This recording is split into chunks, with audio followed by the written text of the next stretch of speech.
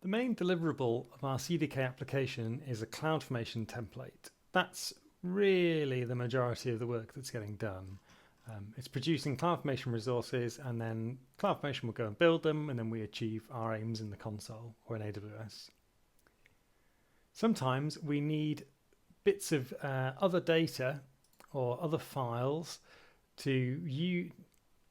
Sometimes we need bits of other files to. Sometimes we need some files or other assets to actually form those resources. So for example, when we're making a Lambda function, we can either produce a zip file or we can produce a container image. And you might be thinking, well, how do those get sent up to AWS? How are those produced and then available to the API call we make to create or update our Lambda function? And we've done a deploy on this project semi-recently. So let's go and have a look in the CDK.out folder. Now we've got some resources that deal with other stacks that we've been making as part of this tutorial series. But we have some with our getting started stack. And if we go and have a look at the Lambda function, so we find our AWS Lambda function, you can see that the code parameter is used because we've got a zip file of code content, and we've got an S3 bucket and an S3 key. Now this S3 bucket, which as you might have seen already has the name assets in, was created as part of the bootstrapping process. And that's part of why we need bootstrapping, to make some of these reusable bits of infrastructure before we start building out our applications. And you can see there that we've got S3 key, and we can actually find the folder that was used to produce that zip file in this CDK.out directory, and inside of there is an index.js, and this index.js is the transpiled TypeScript code from our Brush Your Teeth application. But we didn't have to tell CDK anything about this bucket. We didn't have to deal with making this file name and zipping up the contents, and that's because that was all handled as part of an asset. And in particular with this construct, all the asset stuff is kind of abstracted away from us, which is really nice because we don't really have to think about what's going on. We don't have to think about how to turn this TypeScript into JavaScript. We don't have to think about getting the asset ready and uploading it. It's all done for us. So we're going to wind things back a little bit, and we're going to do some of the work that the Node.js function or Node.js construct does to demonstrate how the concepts work. So let's start off by dealing with our source code. And in this case, we're not going to build all the transpilation and other bits and pieces for our Brush Your Teeth Lambda, which is written in TypeScript.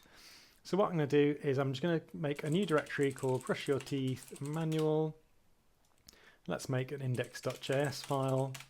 And I'm going to take this TypeScript and I'm going to convert it into CommonJS flavored JavaScript. So let's change this import statement to be a require.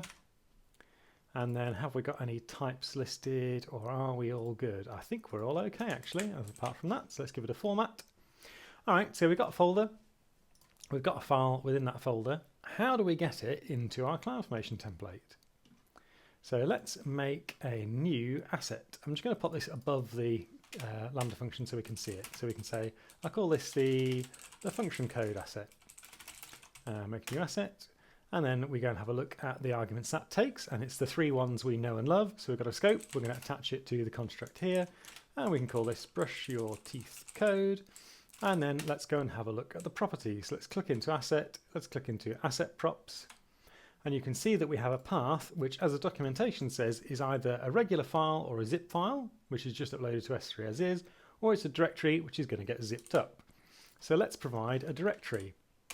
And let's take the existing example we had here to form the full path to our code directory. Let's change it over to being the manual folder, Brush Your Teeth Manual, and let's take away the final path name there of the file itself, because we want it to zip up that folder. So we've created an asset, we're going to give it to CDK, and then it's going to produce a zip file. It's going to upload it to S3 into our assets bucket. The assets bucket getting created by the bootstrapping process, and then we can use it in part of a Lambda function or another resource. So let's make a CFN function, which is the low-level construct for a Lambda function, the level 1 construct. We're going to attach it to the current scope. We're going to give it a name, so we could call it Brush Your Teeth Manual function. And then it's going to take a load of properties, many of which we probably can actually reuse from our existing Lambda function here. So we can reuse the role because we had that before. And in this case, it's just taking a string because we're trying to interface here between a construct and a CloudFormation type. So actually for the role property, we're going to say role name. And then what other parameters would it like us to have? What other properties? So we want code. And that's going to be a code property, and that's going to take a bucket, which can be our function code asset dot s3 bucket name, and it's going to want a key, which can be our asset dot s3 object key. Any other properties mandatory in the type? No. Okay. Let's see what else we can transfer across from the level 2 construct here. So I assume we're going to want to pass in a handler, which we'll just use our handler for. Runtime, and again you see runtime. We have a nice abstraction when we're using the CDK version here. But for the CloudFormation resource for this level 1 construct, that abstraction doesn't exist. So we can either go and have a look at the types here, find the corresponding file, maybe give a little bit of a format, and then see the value here. So we can find our node 1, there's node 18, or we could look at the documentation, or we could look at the the API documentation or the CloudFormation documentation, and that would give us that same information. So let's pop that runtime in there. Again, for architectures, it's not a enum or similar that we've got in the CDK world. So let's go and have a look at that. We've got the types, so let's find the JavaScript. Let's give it a format, and you can see there for x86 we have that value in that format. And actually for the architecture, we chose ARM, didn't we? So we want ARM 64. So let's pop that in. Whoops, and I was supposed to give that as an array. What format does it want that array in? Yeah, one of the values, ARM64. Okay, that's happy. Not sure why they made that an array, but there you go. Then for the timeout, we can't provide a duration because the duration is an abstraction, but it's just a number of seconds, so it'll be 5 seconds. There's no bundling property because the level 1 construct doesn't do fancy things like bundling for us. We've got to do it all manually. And then for environment, this might be an array actually. Let's go and have a look. Is it an array or is it a key to value? Oh, it's key to value. So we've got variables, and then is that just an object player? Yeah, it is. So let's set our log level to be the same value we have for the other Lambda function. Okay, and we've replicated things across. So we've replaced our nice abstractions with just the raw CloudFormation parameters, and we've used 2 of these properties on the asset itself, the S3 bucket name and the S3 object key, and that's going to get sent into CloudFormation when we do our deployment. So let's run a synth and see how far we get.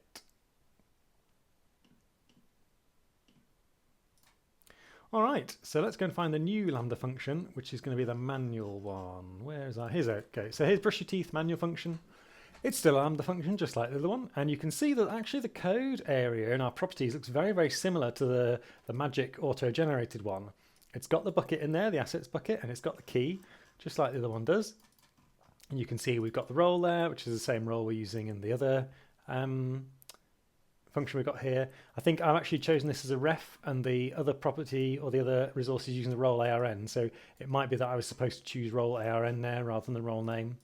We are set up for ARM64. We've still got our log level, and we've still got the handler, runtime setter, and the tags.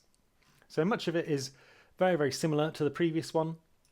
We've just demonstrated how we could use the asset class here to get this code zipped up, uploaded to S3, and then made available to us as part of this function here. The other thing I'd like to demo while we're here is how we could do a very similar process, but for a Docker image rather than for a zip file or another file as an asset.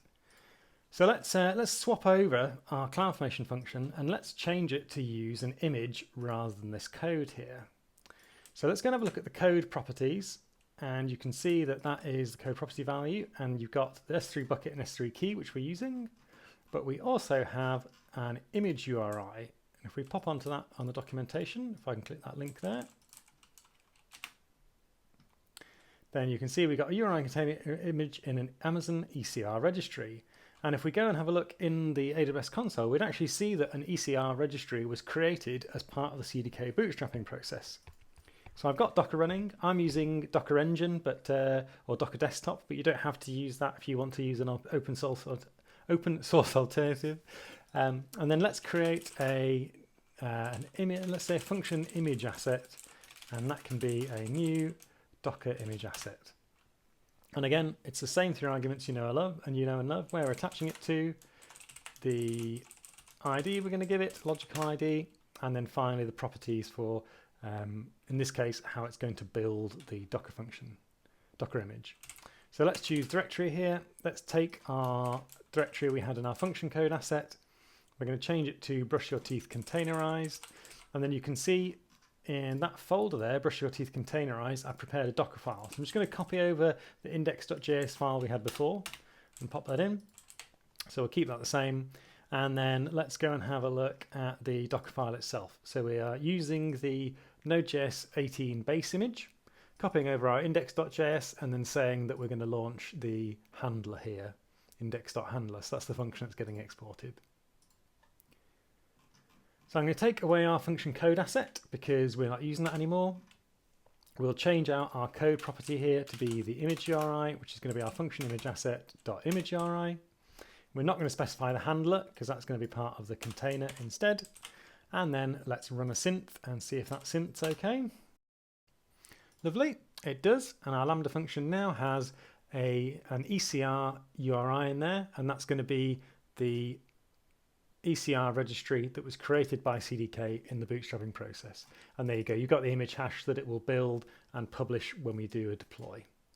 So let's just see if that's all working. One thing, I'm just going to switch the role name here over to role ARN because that's what's getting used by the other Lambda function. I think I made a mistake there initially. So let's do our deploy. So you can see here our container image is getting built and then we'll get pushed up. And there it is all pushed, and we are ready to accept those IAM policies and bits and pieces and start deployment CloudFormation.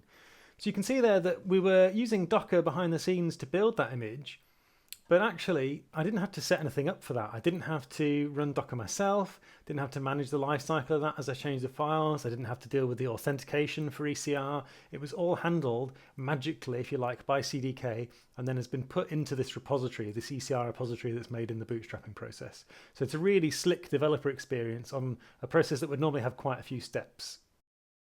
And I've just realized that I forgot the package type field, which I believe needs to be image in all caps. So let me just double check that and make sure we got the right value because it's thinking that it is a zip file still. Oh, image with a capital I. So let me change that over and we can try another deployment.